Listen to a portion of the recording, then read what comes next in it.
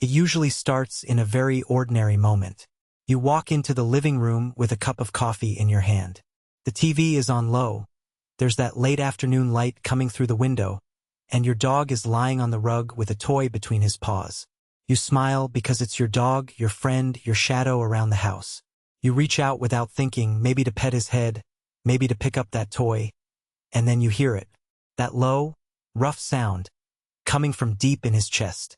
A growl. Time slows down for a second. Your hand freezes halfway. Your mind races. What is this? Why are you doing that? I'm not a stranger. I'm your person.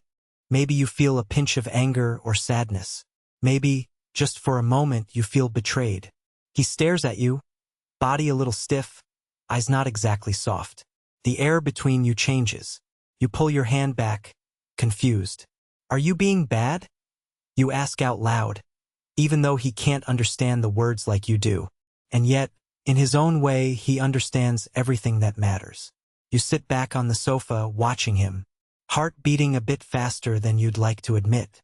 Part of you wants to scold him. Another part, the quieter one, whispers, "Something's wrong. This isn't like him." What if that growl isn't a declaration of war, but a message? What if that sound you're afraid of is actually the safest thing he can offer you? Imagine, for a moment, that every time you felt scared, cornered, or worried about losing something important, your voice disappeared. No way to say, "Please stop," or "This hurts," or "I'm not okay with this." That's how many dogs live when we decide growling is bad behavior instead of a form of language. Your dog doesn't have words. He has body, eyes, posture, and when all the softer signals fail, he has the growl. Not as an act of malice, but as a final little line of defense between discomfort and a bite. Between "I'm scared" and "I can't take it anymore." So when your dog growls as you come near his bed, his bowl, or his favorite spot on the couch, he's not suddenly turning into a villain in his own story.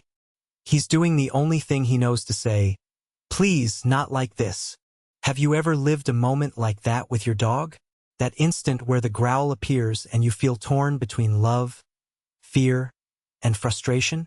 Stay with me, because in a moment we're going to walk into that scene together, step by step, and uncover what your dog is really telling you when that sound fills the room. Maybe this scene feels familiar. It's evening. The TV is on low, and you finally sink into the sofa with that sigh you only make after a long day. Your dog is there, curled up with his favorite toy between his paws. You reach out, almost automatically, hand moving toward the toy as you smile and say his name. And then it happens. That low, vibrating sound in his chest. A growl. His body stiffens. Eyes cut sideways at you. For a second, the whole room feels different. Most people freeze in that moment. Some pull their hand back in shock. Others feel a spike of anger. "Don't you dare growl at me." Underneath both reactions is the same quiet thought. Why is my dog being like this? What did I do wrong? Can sting, especially when this is the dog you feed, walk, cuddle, the one who sleeps at your feet. Feels like a crack in the relationship. But inside your dog's head, something very different is happening. He isn't planning rebellion.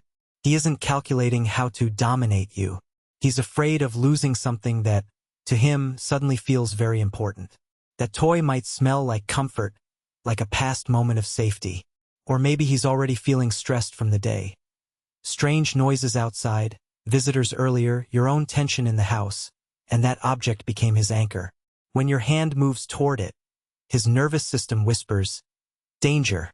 I might lose this," and the growl slips out like a reflex. In that instant, your dog is not a villain. He's a creature caught between wanting to trust you and wanting to protect himself.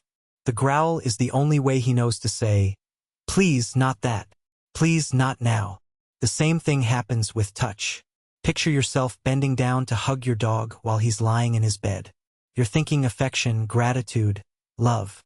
But if his hip has been hurting, or his back twinges when he moves a certain way, your hands might land right where pain lives. He can't turn and say, "My joints ache today. Can we skip the hug?" His body jumps to the one tool it has left before a bite.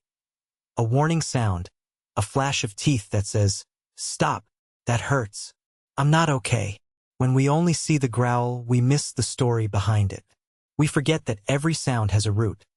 Fear of losing resources, fear of pain, fear of something sudden and confusing, echoes of old bad memories, or the sheer panic of feeling trapped with no escape.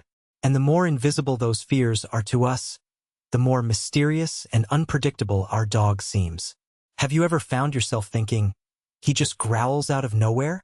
Or maybe you've said softly, half to yourself, you were never like this before. What changed? Those questions are the doorway to understanding. They're the first step away from blame and toward curiosity. Because if we can slow down enough to ask, what is my dog trying to protect? What is he afraid might happen? Then the growl becomes something else entirely. It stops being an insult and starts becoming information. In the next moments, we're going to walk into those hidden stories together and look at the most common reasons a dog growls at the very people he loves the most.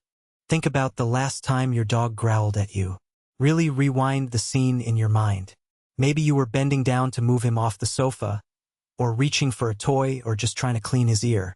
In that moment, you probably saw teeth, heard that low rumble, and your body tensed. But inside your dog's mind, something very different was happening. On the surface, it looks like defiance. Deep down, it is almost always fear. Picture a dog curled around a favorite bone on the rug. You walk by, maybe you lean in to pick it up. His body stiffens.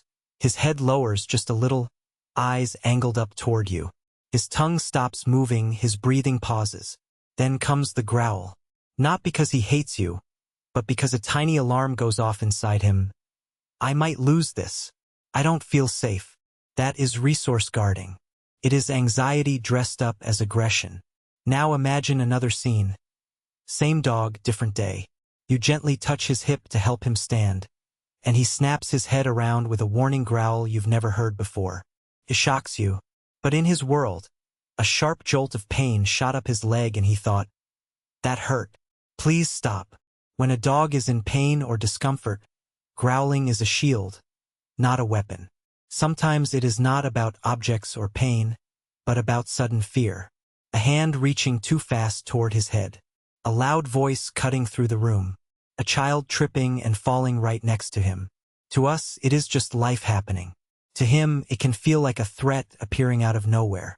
His growl says, I don't understand this. I'm not okay. And there are ghosts you cannot see. Past experiences that still live in your dog's nervous system. The dog who growls when you grab his collar might not be reacting to your hand today, but to a rough hand years ago. The dog who growls when cornered in the hallway is not plotting. He is reliving the old panic of having no escape. When there is no way out, the growl becomes a desperate line in the sand. Please, give me space. Have you ever noticed when your dog growls most? Around food, toys, touch, or when he feels trapped. That pattern is the map to his fears. In the next part, we are going to look at why punishing that growl might feel satisfying in the moment, but silently teaches your dog the most dangerous lesson of all. So now imagine this. The next time your dog growls, instead of your chest tightening and your mind jumping to, he's challenging me, you pause, just for 2 seconds, and think, he's talking to me. That shift alone changes the entire scene. You're in the living room again, same dog, same sofa, same old toy by his paws. You reach toward him, he stiffens, that low rumble slips out. But this time, you don't snap, hey, stop that. You exhale. You quietly pull your hand back a bit, soften your shoulders, and just observe. His eyes flick to you, then back to the toy. His body loosens just a fraction. In that tiny moment, you've told him, I heard you. For a dog who's afraid of losing something important, being heard is the first layer of safety. A few days later, he growls when you try to move him off the bed. Old habit would say, off, now, maybe even a shove. But you pause. You notice. He's curled tight, breathing a bit faster, his back looks stiff. You remember he's been slow on the stairs lately. So instead of a battle, you call him gently off the bed, lure him with a treat, and watch how he jumps down, carefully like it hurts. The growl that once sounded like defiance suddenly makes sense as, that's hard for me. I don't feel good. Same sound, completely different story. We often say we want a well-behaved dog, But most of us, deep down, actually want a dog who trusts us. A dog who believes, when I'm scared, my human listens. They give me space. They help me out. Each time you respond to a growl with calm, with curiosity instead of punishment, you deposit a little more trust into that invisible emotional bank between you and your dog. Of course, this doesn't mean you ignore behavior that worries you. It means you stop fighting the symptom and start looking for the cause. Sometimes that cause is simple, a toy, a bone, a surprise. Sometimes it's buried in old memories or in silent pain you can't see. But the first step is always the same. Slow down, listen, and ask, what are you trying to tell me right now? Take a second and think about your own dog. Is there one situation that almost always leads to a growl? Touching his collar, trimming nails, going near his bed, trying to pick him up? If something came to mind, that's your starting point. That's the doorway he's been pointing to, maybe for years, in the only language he has. In the next part, we'll walk through how that one situation can quietly turn an occasional growl into a pattern, and what you can begin doing differently today to gently turn that pattern around. So now, imagine this. The next time your dog growls, instead of rushing in with, "Hey, stop that," you pause, like you're listening to someone choosing their words very carefully. Your hand freezes midair, your shoulders soften, and you just breathe. In that tiny silence, something shifts. You're not the threat anymore. You're the one who heard him. You slowly move your hand away from the toy or the bowl or the sore hip. You give him a little space, like you're stepping back from someone who just said, "Please, not so close." Maybe you even turn your body slightly to the side. Less confrontational, eyes softer. And then, from that respectful distance, you offer something good. A calm voice, a tossed treat, an invitation to move to another room with you. You're showing him, "I understand. I'll listen. We can find another way." This is the quiet art of changing the story behind the growl. Instead of teaching him, "When I warn you, bad things happen," you're teaching, "When I tell you I'm uncomfortable, you respect me and good things appear." Over time, those moments that used to be loaded with tension become opportunities to build trust. The dog that once stiffened when you approached the couch starts to relax more easily, because your presence stopped meaning, "I'll take it," and started meaning, "I'll protect you," even from your own fears. And you begin to see him differently, less like a problem to be fixed, more like a person who finally found a voice. It's strange how liberating it is to stop using the word malvado in your head. You start asking different questions. Is he hurting somewhere? Is he afraid I'll take this away?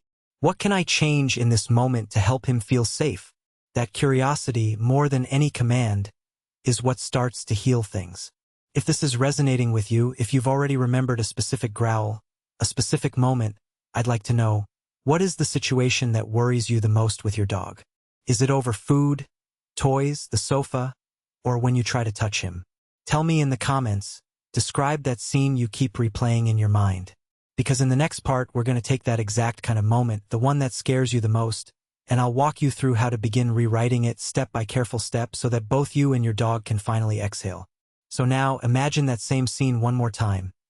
You walk toward the sofa, toward the bed, toward the food bowl, and before the teeth, before the snap, before the chaos, there is that low, trembling sound. A growl. Not a monster in your living room.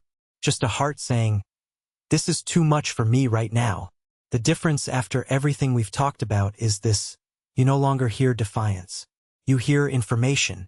You hear a line being drawn by a creature that can't sit you down and explain with words. You pause. You breathe. You soften your shoulders instead of squaring them. Maybe you take one step back instead of one step forward. And in that simple decision, your dog's whole story with you can slowly begin to change. Picture yourself, a few weeks from now, recognizing the early signs long before a growl. The stiffened body, the averted eyes, the way he freezes over a toy or winces when you touch his hip. Instead of snapping, "Stop it," you murmur, "Okay, I hear you." You trade the toy for a treat, you make a mental note about that sore hip, you give him a bit more space in that tight hallway. Tiny choices, repeated calmly, become the language of safety between you. And one day you notice something quiet but huge. He keeps the toy in his mouth, looks at you, and the growl just doesn't come. Not because you forced it out of him, but because he doesn't feel the need to warn you anymore. Trust has replaced the alarm. That's the real invitation here. Not to raise a perfectly obedient robot, but to build a relationship where both of you are allowed to communicate, to make mistakes, to adjust. Where fear is met with curiosity instead of punishment. Where a growl is not the end of the story, but the beginning of a conversation. I'm curious about your story now. When does your dog growl or almost growl? Around food, toys, the sofa, kids, visitors? What is the moment that worries you most or confuses you the most? Tell me in the comments what situation you're living with your dog and what you still don't understand about it. If this changed the way you hear your dog, save this video, share it with someone who calls their dog malvado, and subscribe so you don't miss the next episodes, where we'll dive deeper into other bad behaviors that are actually hidden cries for help.